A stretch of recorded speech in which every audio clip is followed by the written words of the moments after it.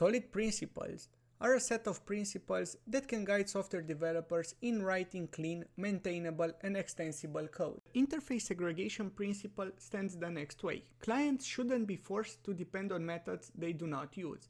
And the idea behind this principle is that it is better to have smaller and more specific interfaces rather than big ones. So let's take this example into consideration. Let's say we have three different classes that will represent our clients: the future car, the car, and the airplane.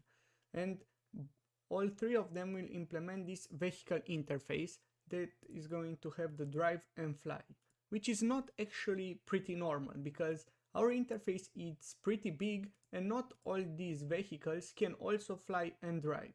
Let's say our future car will drive and will fly, but for example, the car cannot fly yet, and the airplane cannot be driven yet. But how can we actually implement it with a better solution?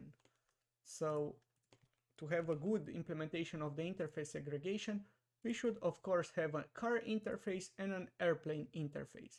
And we will say something like that the future car will be both a car and an airplane because he can fly and be driven.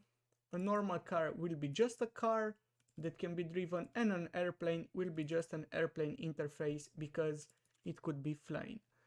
And that was all. I hope you understand now the interface segregation principle.